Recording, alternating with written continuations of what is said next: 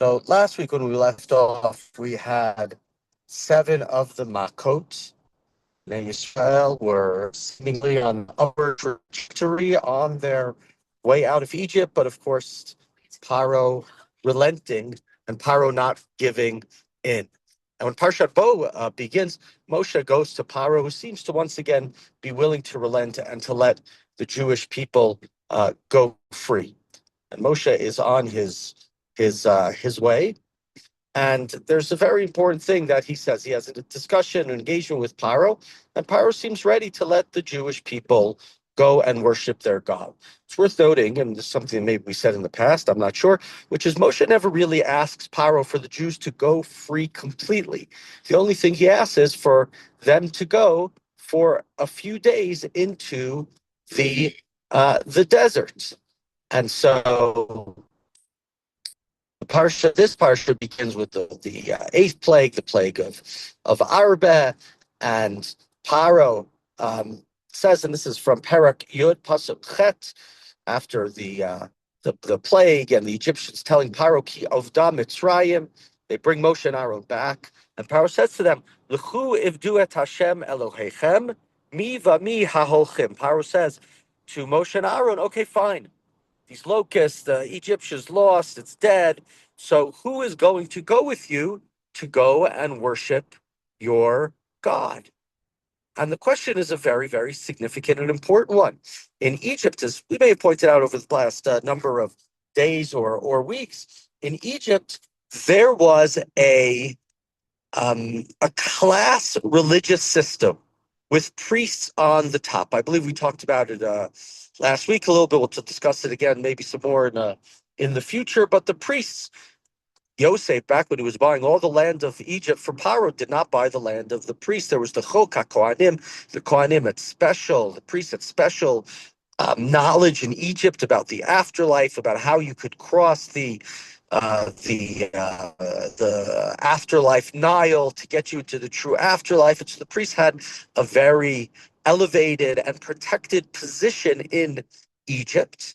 And religion was really the part of a specific group of people. It was really part of the Egyptian priesthood. There were others, of course, who could participate, but generally was part of this class. And thus Paro's question to Moshe is a very significant, a very understandable question. Who is going to worship your God? And Moshe's response is a very important response. Moshe says back to Paro again, this is Perak Yud Pasuk Tet, B'na'arenu v'zkenenu nelech, b'vanenu v'notenu b'tzonenu v'korenu nelech, ki chag Adonai lanu. Moshe says, we are all going. And interestingly, it doesn't say this. It's not a literal translation, but in the English translation, I believe it's from the JPS 1917 that I have here on the Sefaria, it says, regardless of social station, which is a good summary of what he says. He says, with our elderly and with our young, with our sons and with our daughters, with our sheep and with our flocks and herds, those are more to be of course, the sacrifices. For God's holiday, Chag is lanu, is for all of us. And Paro disagrees with that. Paro later says, Lo chen, l'chuna hakvarim vivdu et Hashem, ki otam atem mivakshim. By Garesho Tamei Pnei Paro. Paro says to them, your gentlemen go and worship Hashem, since that is what you want. And they were expelled from Paro's presence. Right? Paro was saying to them, not everybody needs to go up, only some of you might go up. Recognized, was worried that they would leave forever, and so he denies it. But what it demonstrates, which is much, much more important, is the nature of the Jewish worship and the nature of the society that the Jews are trying to build in Egypt, or not in Egypt, but are trying to build. Today, especially Orthodox Jews, we don't think of ourselves as being very egalitarian. The men are generally the ones in charge. There's a mechitza in the middle. People complain. But Judaism as a religion, and this is also something we've talked about, is formed and forged in deference to to Egypt and somewhat, not as much, to the ancient society of Sumeria of Mesopotamia, but mostly to Egypt. So many of our laws and ideas are how to build a just society, which was not what existed in Egypt. You could argue that's part of the reason as to why the Jews had to be exiled. They had to see what a corrupt society was. We said this the other day, how, right, Egypt, the way that they treated the migrants, the foreigners, the non-citizens, the Ephraim. And what does it say over and over and again in the Torah at 36 places? Lo tonu you have to love the. And the same thing here. The Egyptian way is there's a class system, there's a certain class that's in charge, that has the knowledge, that knows better. They're the ones who worship God, and everybody else doesn't. And it's part of a general class system. And what Judaism is saying from the get-go is that's not way we're going to be, Moshe says. B'na'arenu uv'zkenenu ne'lech.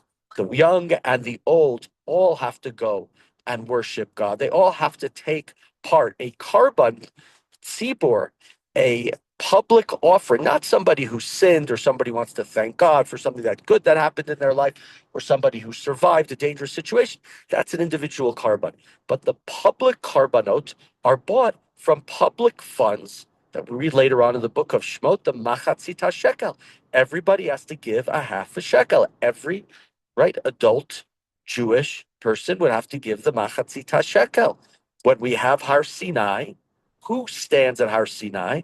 It's not a few of the people. It's not just the men.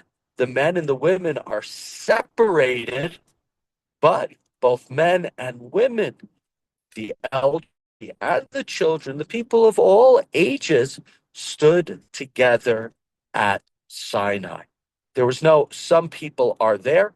There are certain mitzvot that are only for Kohanim. There are certain mitzvot that are only for Leviim. There are certain mitzvot for men. There are a few mitzvot which are only for women. There are mitzvot which are only in Israel. There are mitzvot. So yes, there are mitzvot that are for certain groups, that are not for other groups. But the idea of the Torah, the idea of Jewish life, the idea of Jewish civilization is that it is each and every person. We have the same thing at the end of the Torah, when the last mitzvot of the Torah, the mitzvah of Hakel, of gathering together the entirety of the Jewish people, the entirety of the Jewish community on,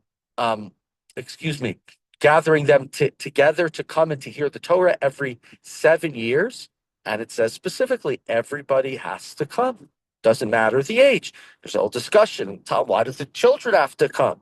Right? What are they supposed to learn from it? So it's about the experience. It's not always, right? You learn in different ways. Some people learn from the instruction, from what's being told to do. And some people learn from the experience. Maybe they don't know the details, but the experience over time has a long lasting impact upon them. And so this is a very significant discussion between Moshe and Paro in terms of revealing later on and in our history who it is that we want to be. Do we want to be a society where only a certain group worships God, or are we a society that the entirety of the people worship God? Again, they're different mitzvot, different people. You could ask me very important questions, which I won't have good answers to, about traditional Orthodox Judaism today and lack of egalitarianism, and I won't be able to give you good answers based upon this. And that's the question of revolution and evolution of Jewish law and of Jewish tradition over time. But that is what Moshe is saying here to Paro. There are other sort of interesting Hasidic ideas that come out of this verse, like it says, "B'na'arenu v'zkenenu," where they say, what does it mean with our young and our old? What they're saying is, when you worship God, you have to worship God with the idea of being young, of the excitement of a young child. Not, this is something I've done 50 times. It's not my first rodeo. What's the big deal? I've had a Pesach before. I've had a Rosh Hashanah before. I've been there before. So, not arenu with the idealism and with the enthusiasm and the youth, but at the same time also is Kenenu with the sort of the elderly, with the experience, with the knowledge, with the intelligence of the old as well. So there are other ways of sort of looking at the verse in from a more a religious perspective, a different perspective, but at its core, this is a very, very important discussion. Very important discussion about the nature of Jewish life. Does that mean the Torah is completely egalitarian? Of course not. It's a 3,000-year-old document. It's a document that's where the Torah is basically the time period. The world is run by men. There's no denying it. But there are vestiges of very much looking forward in terms of the way that we worship God. Yes, you will bring your sacrifice to the temple. Yes, the priest will be the one who goes and sprinkles the blood and does different things, but you are bringing the sacrifice. You still go to the temple. You eat from the sacrifices. You're part of the religious experience because your relationship to God is no lesser. It might be different from the relationship from Aaron and his children, but it's not lesser than anybody else's. So this idea of sort of egalitarian society, egalitarian worship of God, it's relevant for all the Jews, and this is what Moshe says, and that's just some 8 or so chapters later, the entirety of the Jewish people will stand at the foot of Mount Sinai, and God reveals himself to the people.